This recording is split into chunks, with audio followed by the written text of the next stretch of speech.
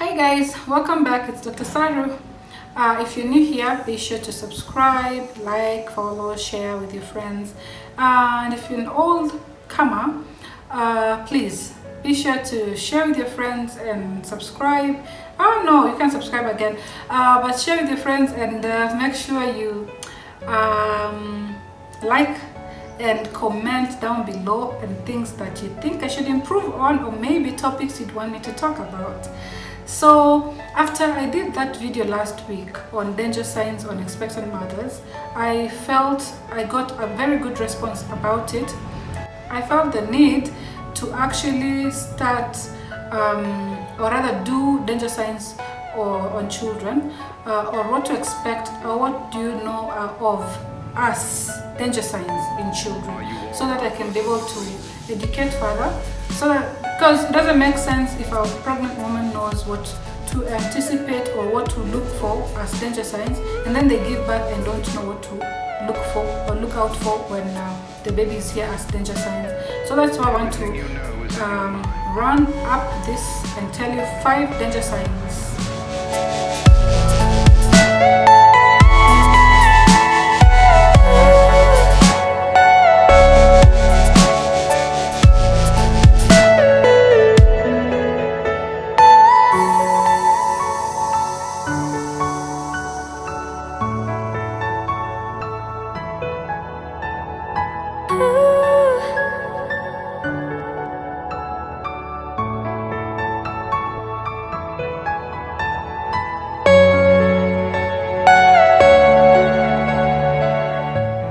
Danger signs in kids, we'll start with, first I need to explain to you.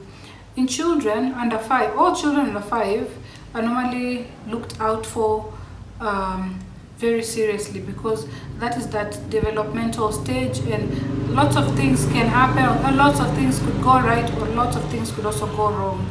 That is why it's important to actually be taking your child for the clinics until they actually reach the age 5, because it has been found the period where we are tracking the growth of the child, the milestones up to par, is the child getting enough vaccinations. But then now I want to recategorize from the age 5. Now let's now subdivide. When a baby is born until they are 28 days old, that baby is called a neonate. Then past that, to 1 year, they're an infant, and then from that to I think to 5 or to 4, they're toddlers. So you see, or is it 2? So you see, a neonate presentation yake, it will be totally different from the presentation of a 5-year-old, in as much as they are both in that danger circle, or that circle where we want to really tend after them, or tend to look after them. So the first danger sign I would like to talk about today is fever. Fever is your perception of the heat of somebody else in the body. You assume, or rather you feel, not assume, sorry, you feel that this surface is hot. That surface now we're talking about is your baby. So if you feel as if your baby is a bit hot, not a bit hot, it's actually hot. Umamshika everywhere and you're feeling, this guy's temperature looks like it's gone up. If you have a thermometer in the house and you know how to use it, the better. Put it, use it. When you see the temperature is not within the normal range, I hope people know what the normal range is.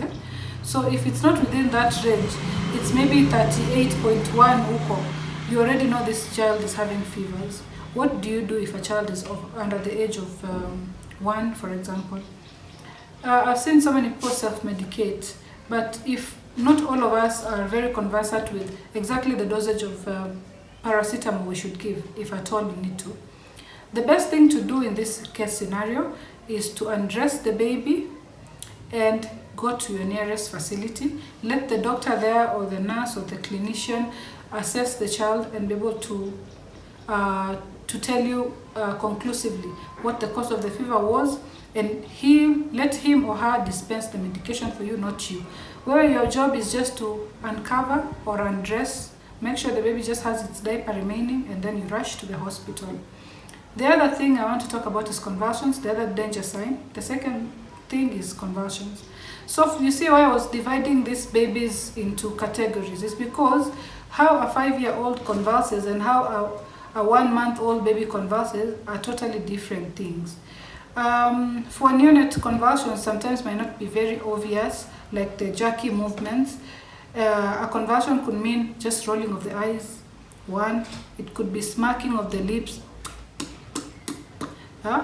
It could be just one limb, jerking of one limb.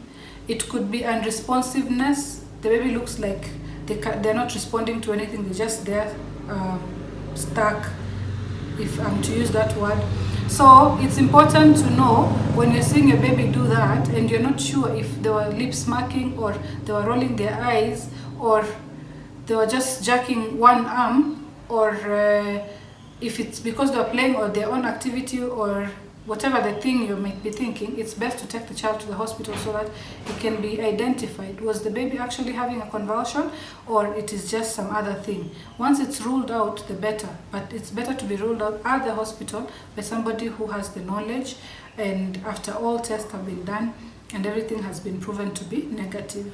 Because causes of convulsions, even in children or neonates, the baby could have malaria. Maybe there was a difficult labor and then this baby got some complications through that process of birth.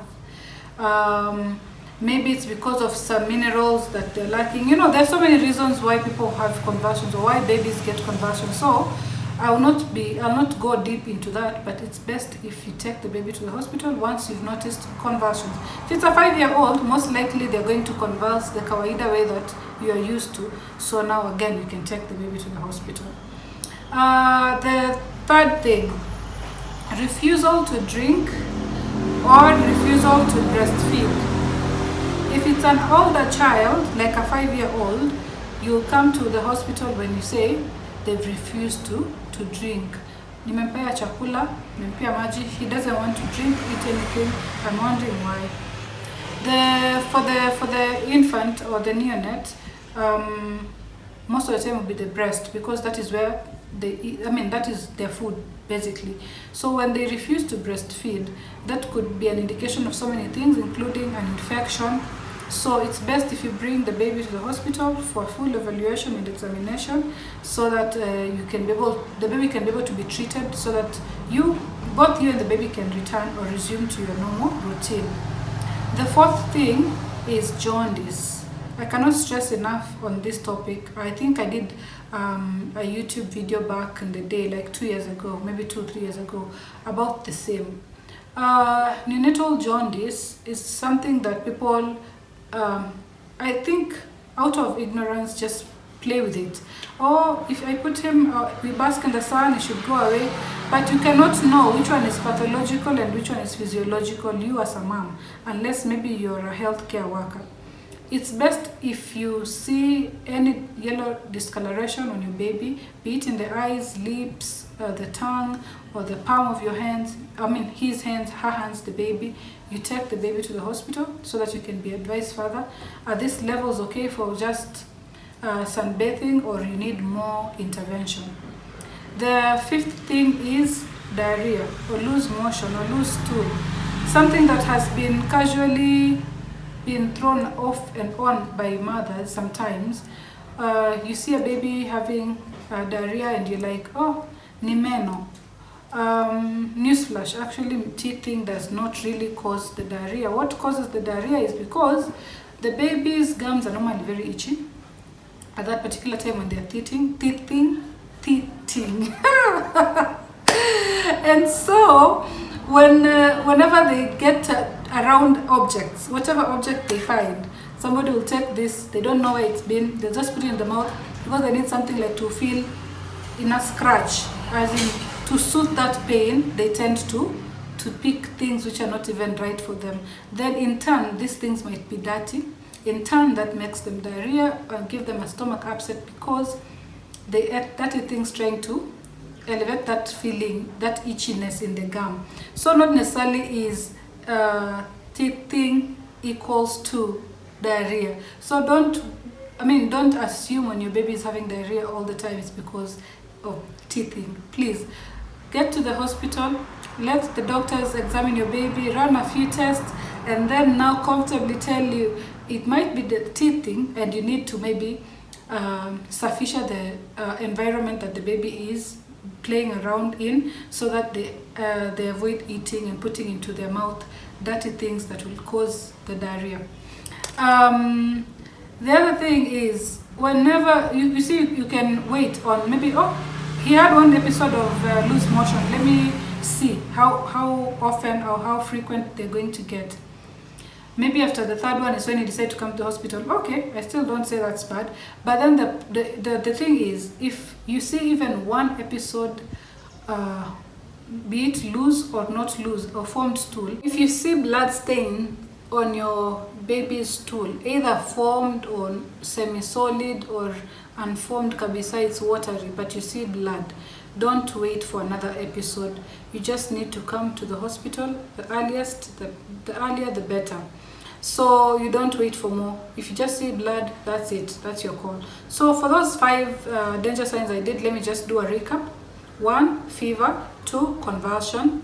Refusal to drink or breastfeed. 4, jaundice. And 5, diarrhea. So please be on the watch out for those. Until next time, it's Dr. Saru. Love and love. Cheers.